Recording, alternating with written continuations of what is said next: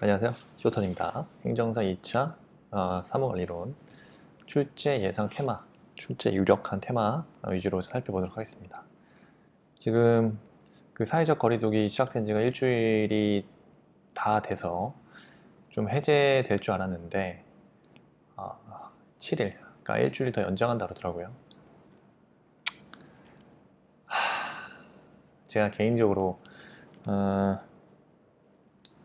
그 운영하는 스터디 카페가 있는데요. 일주일 더 연장이 되면 네, 손해가 지금 극심합니다. 네, 진짜 이 자영업자들의 아픔을 요새 지금 몸소 체험하고 있는데, 솔직히 조금은 그 코로나 터지고 나서 그 독서실이 그 집합금지 명령 대상이었고, 그 스터디 카페 같은 경우는 대상이 아니었어요. 그래서 그 학원이나 독서실을 못 가다 보니까 공부할 데가 없어서 상대적으로 스터디 카페에 좀 몰린 게 사실이긴 합니다. 예, 몰려가지고 막 예약도 걸고 이렇게 했었는데 잠깐이네요. 네. 그러니까 뭐 저뿐만 아니라 다 어떤 업종이든 요새 안 힘든 업종이 없는데요.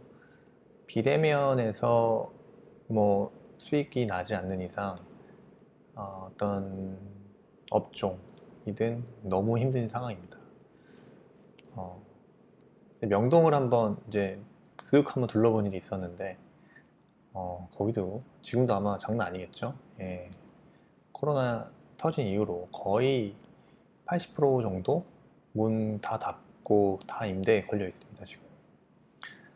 아무튼 뭐 힘든 상황인데 끝까지 언젠가는 제발 백신이 올해 안에 좀 돼서 내년에는 마스크 없는 세상을 살고 싶네요. 네.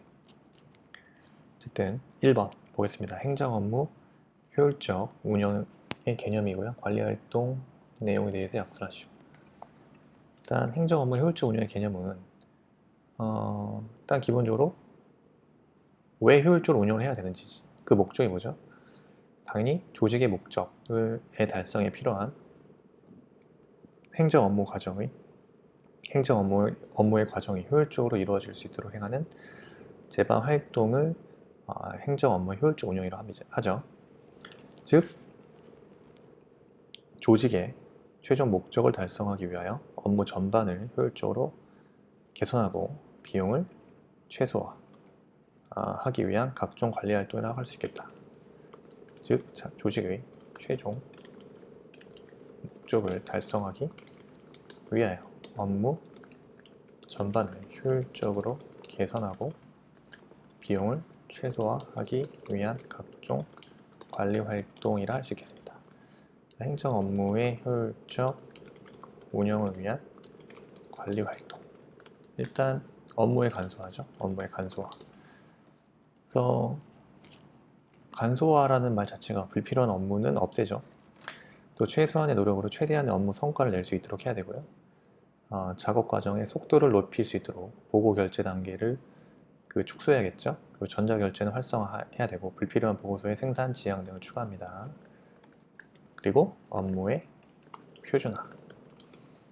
업무의 표준화, 즉 업무 담당자가 바뀌어도요, 원활하게 업무를 처리하고 일상 업무의 대응 속도를 높일 수 있게끔 업무의 인수를 철저히 하고요. 전자결제를 활성화하고 업무의 자동화를 지향해야겠죠. 셋째, 업무의 과학화입니다. 정보통신 기술은 하루가 다르게 발달하고 있고, 행정 업무도 보다 정확하고 빠르게 처리될 수 있도록 전자결제 시스템, 지식행정 시스템, 협업 시스템 등을 활용해야겠죠. 적극적으로. 그래서 행정 지식을 공유하고 활용하여 정부 내 의사소통을 증진시킵니다. 그래서 업무의 과학화.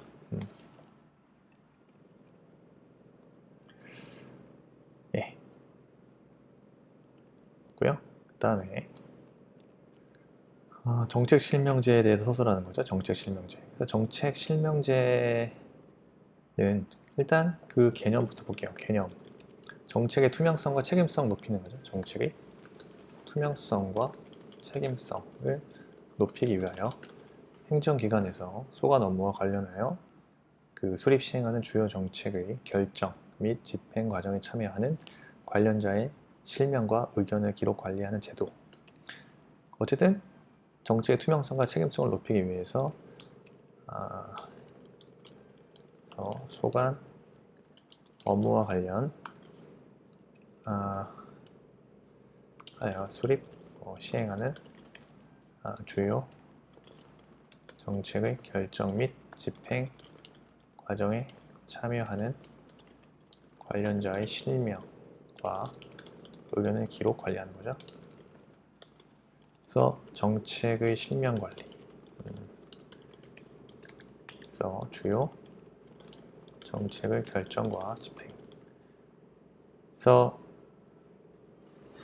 일단 기본적으로 정책의 투명성과 책임을 높이기 위해서예요. 그래서 주요 정책의 결정과 집행을 할 때 행정기관의 장은요, 그 주요 정책의 결정과 집행 과정에 참여한 관련자의 소속, 직급 또는 직위, 그다음에 성명과 그 의견을 기록, 관리합니다. 그리고 행정기관의 장은요, 주요 정책 결정이나 집행과 관련된 각종 계획서, 그 다음에 보고서, 회의, 공청회, 그 다음에 세미나 관련 자료 및 그 토의 내용을 기록, 관리합니다. 그 다음에 회의, 공청회, 세미나 등을 개최하겠죠. 일단 행정기관의 장은요, 주요 정책의 결정을 위하여 회의, 공청회, 세미나 등을 개최하는 경우 그 일시 참석자, 발언 내용, 그 다음에 결정사항, 표결 등이 있으면 표결 내용 등을 처리과의 직원으로 하여금 기록합니다.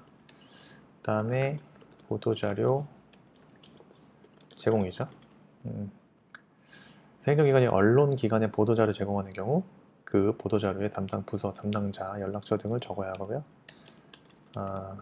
정책 실명제 책임관을 지정합니다. 그러니까 책임관이 있어야겠죠. 정책 실명제 책임관. 그래서 지정. 행정기관의 장은요, 해당 기관의 정책 실명제를 효율적 운영하기 위해서 기획조정실장 등 해당 기관의 기획 업무를 총괄하는 직위에 있는 공무원을 정책 실명제 책임관으로 지정하여야 합니다. 하여야 하는 거죠. 할 수 있다가 아닙니다.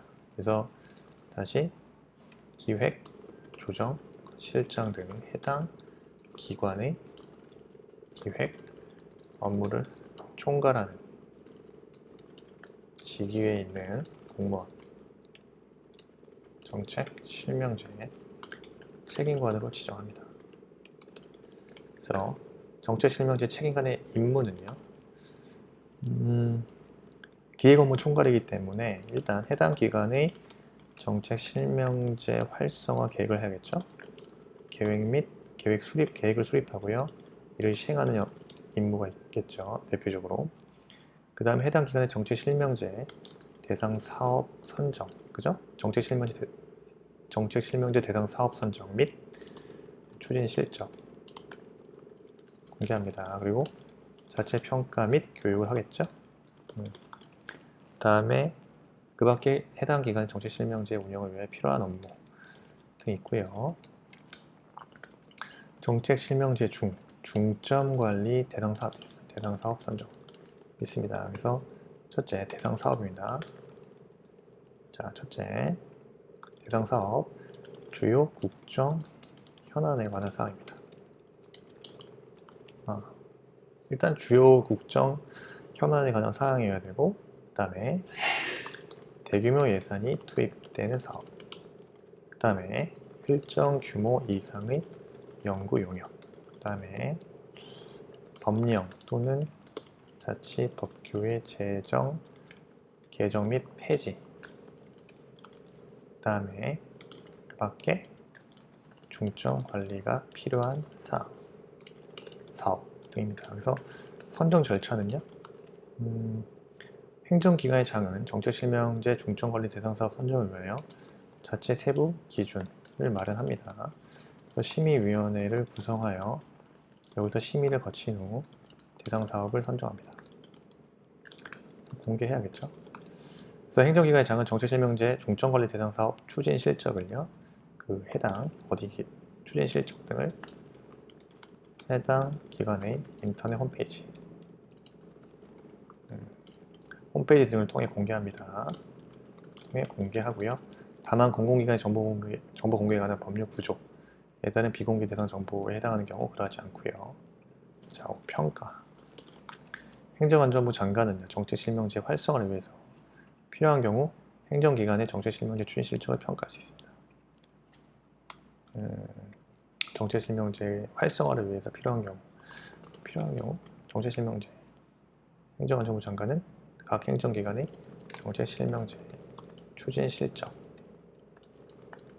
등을 평가할 수 있습니다. 예, 정책실명제 2019년도에 유사하게 기출됐으니까 한 번 더 짚어본 거죠. 다음, 민원행정에 관한 여론 수집 절차. 중요한 것 같아요. 이것도 여론 수집해야겠죠. 이것도 목적이 민원행정제도 운영의 개선이죠. 그를 위해서 행정안전부 장관은 행정기관의 민원 처리에 관하여 필요한 경우 국민들 여론 수집해서 민원행정제도 및 운영의 개선에 반영할 수 있습니다. 여론 수집 뭐 어떻게 하죠? 뭐 페이스북으로 하나. 네. 어쨌든 여론 수집하면 됩니다. 그래서 행정기관의 민원 처리에 관한 필요한 경우 국민들의 여론을 수집하여 민원행정제도 및 운영 개선에 반영할 수 있고요. 그 다음에 민원행정에 관한 여론 수집 절차입니다. 그래서 여론조사 의뢰하겠죠. 일단 행정안전부 장관은요, 행정기관의 민원 처리에 관한 국민들의 여론을 수집하려는 경우 효율적 여론 수집을 위하여 필요한 경우 관련 기관 또는 단체 등의 여론조사 의뢰를 하죠. 갤럽 의뢰를 하잖아요. 여론조사. 그 다음에 시정조치 요구 및 처리 결과의 통보입니다. 그래서 행정안전부 장관은요, 국민들의 여론을 수집한 결과 민원행정제도 및 운영에 개선이 필요해. 개선이 필요한 경우 국무총리의 승인을 받아서 관계행정기관의 장에게 시정에 필요한 조치를 요구할 수 있어요. 관계행정기관의 장에게 시정에 필요한 조치를 요구할 수 있고요. 이 경우 관계행정기관의 장은요, 적절한 조치를 하고요. 그 처리 결과를 행정안전부 장관에게 통보합니다. 그래서 민원행정에 관한 여론 수집 절차 봤고요. 자, 다음 민원문서의 보안 절차죠. 일단 행정기관의 장은 일단 보안 요구할 수 있어요. 접수한 문헌이 보안 요구. 접수한 민원 문서에 필요한 경우 그 상당한 기간을 정하여 지체 없이 민원에게 보안을 요구할 수 있어요. 그래서 민원 문서에 그 보안이 필요한 경우, 그렇죠? 상당한 기간을 정해서 지체 없이 민원인에게 보안을 요구합니다. 그래서 보안 요구 방법은요. 자, 민원인에게 민원 문서를 보안을 요구하는 경우 문서 또는 구술 등으로 하고요. 민원인이 특별히 요청했어. 그때 문서 합니다. 그래서 요구 사항은요. 자, 보안의 요구는요. 요구사항. 민원 문서를 접수할 때부터 8근무 시간 이내에 하여야. 다만 현지 조사 등 정당한 사유로 8근무 시간이 경과한 후 보안을 하여야 할 사정이 발견된 경우에는요, 즉시 보안 요구해야 됩니다.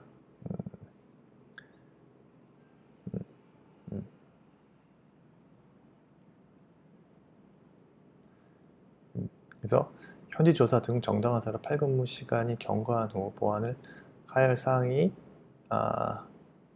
발견된 경우는요, 그 즉시 보완을 요구하여야 합니다.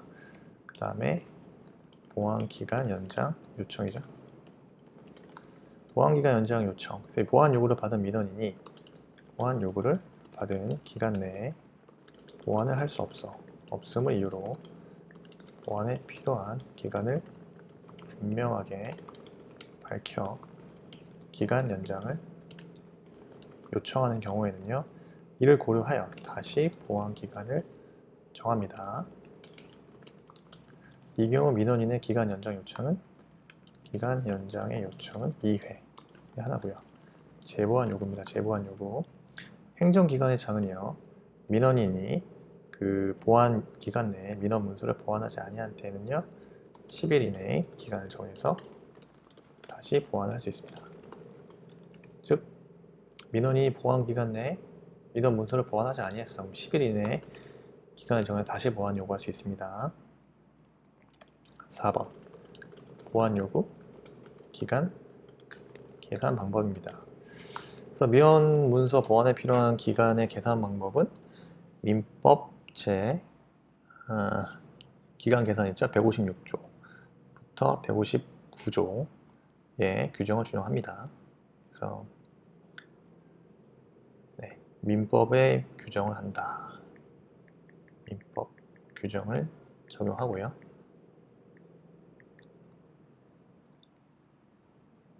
뭐 기산점 156조 뭐 기간의 기산점 등 이런 규정이 있잖아요. 민법 규정 156조 기간을 10분초로 정할 때는 뭐 즉시 기산한다. 이런 규정들. 그러니까 민법 규정 준용한다. 예, 이렇게 정리하면 되겠습니다. 그 다음에 5번 사무처리 종결 전 민원의 보완.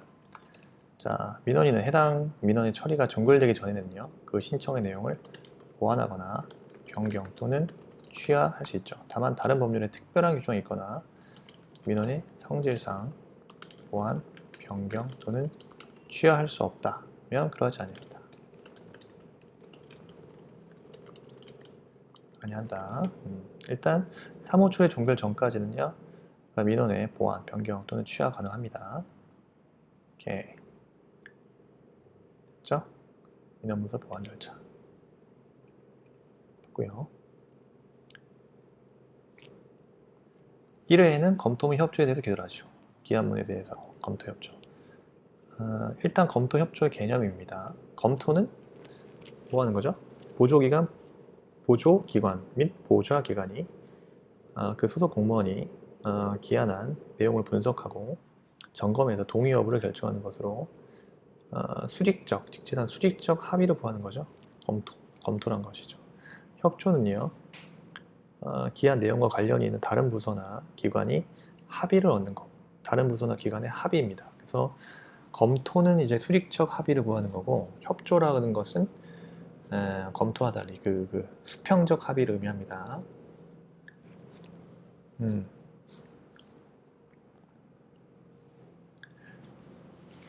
그리고요, 검토 및 협조의 절차는요, 검토 절차는 일단 기한문은 결재권자의 결재를 받기 전에 보조기관 또는 보좌기관의 검토를 받아야 합니다. 그리고 협조 절차는요, 기한문의 내용이 행정기관 내 다른 보조기관이나 또는 보좌기관의 업무와 관련이 있을 때는요, 그 보조기관 또는 보좌기관의 협조를 받아야 하고요. 검토 전의 검토사항입니다. 형식적 측면이죠. 형식적 측면은 기본적으로 그 형식 말 그대로 소관사항임이 틀림없는지, 소관사항, 내 업무의 절차에 잘못은 없는지, 업무의 절차에 오류가 없는지, 셋째, 법령의 그 형식 요건을 잘 구비하고 있는지 등등에 대한 형식적 측면을 검토하고요.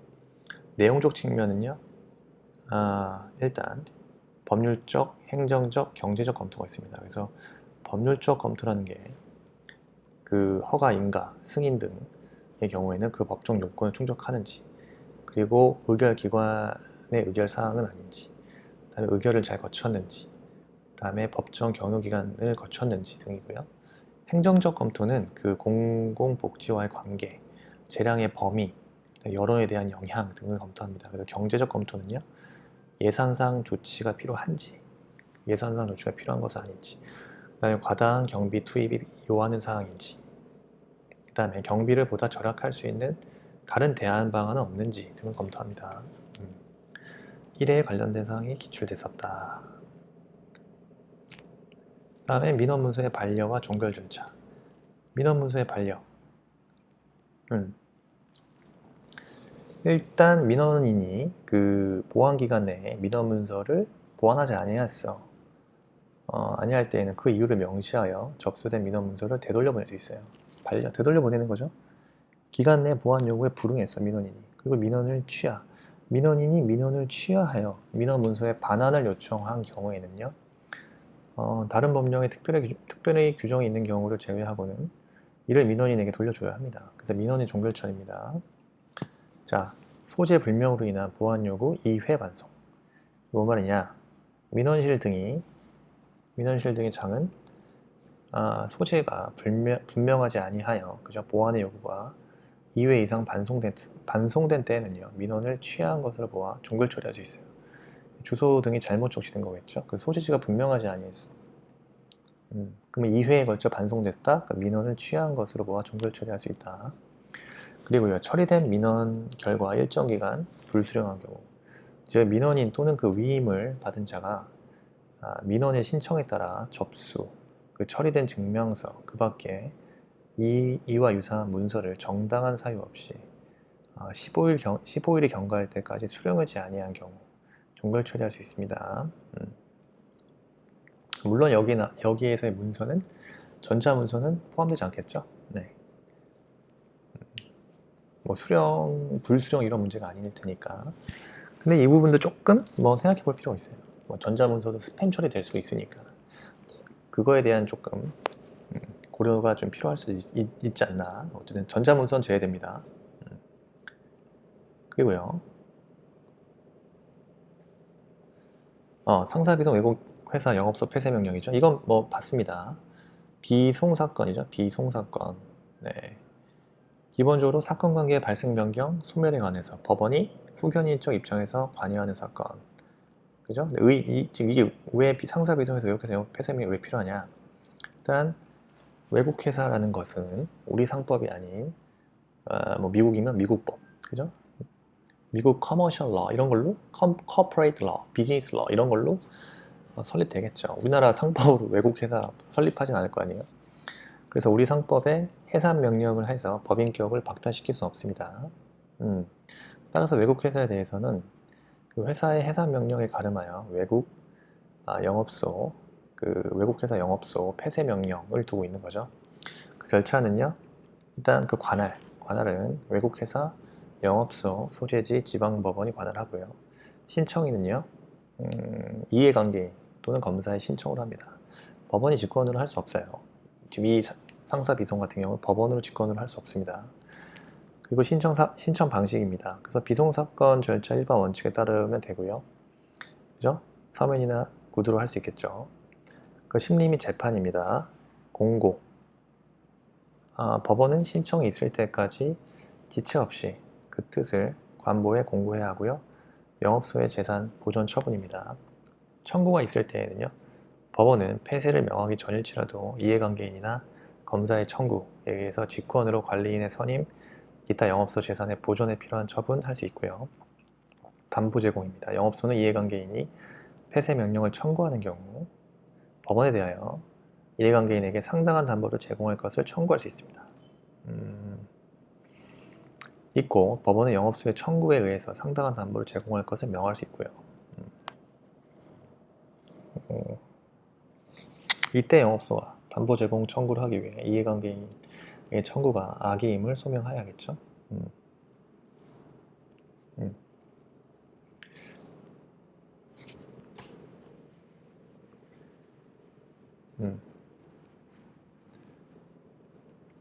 어쨌든 영업소는 이해관계인이 폐쇄 명령을 청구하는 경우 법원에 대하여 이해관계인에게 상당한 담보를 제공할 것을 청구할 수 있습니다. 그 법원은 영업소 청구에 상당한 담보 제공할 것을 명할 수 있고요. 그 이해관계인이 악의라는 사실은 영업소가 소명하면 되고요. 그리고 이해관계인의 신문과 검사의 의견 청취죠. 그 법원을 재판을 하기 전에 이해관계인의 진술과 검사 의견 들어야겠고요. 그 재판은요, 이유를 붙인 결정으로서 합니다. 불복할 수 있죠. 예, 폐쇄 명령에 대해서는 영업소가 할 수 있겠죠. 그럼 이해관계인과 검사는 결정에 대해서 즉시 항고할 수 있습니다. 폐쇄 명령에 대해서 영업소, 그리고 이해관계인 검사는 결정에 대해서 즉시 항고할 수 있습니다. 그리고 신청을 인용한 결정에 대해서는 영업소가 청구를 기각이나 각하한 결정에 대해서는 신청인이 하겠죠. 신청인이. 이 경우 즉시 항고는 집행정지의 효력이 있습니다. 집행정지의 효력 갖고 있습니다. 그 다음에 비용 부담입니다. 비용 부담은요, 법원이 직권으로 재판을 하였거나 신청에 상응한 재판을 한 경우, 재판 전의 절차와 재판의 고지 비용은 영업소에 부담을 하죠.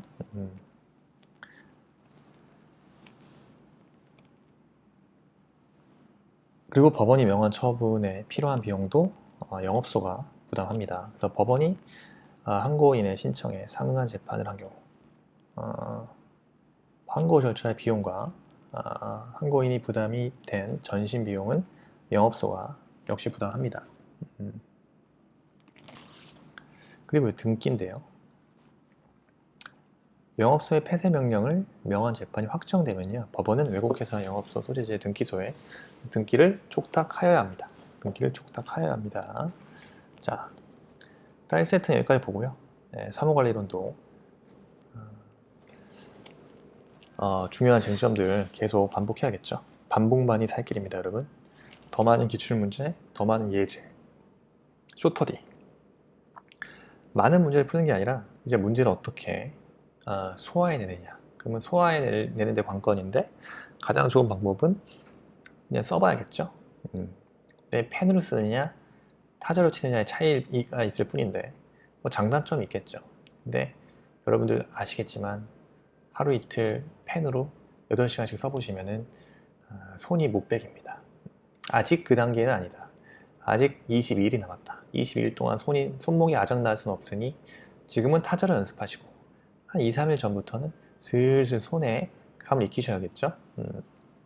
어쨌든 무한반복 훈련 플랫폼 쇼터데이 추천드리고요. 이상 마치겠습니다. 감사합니다.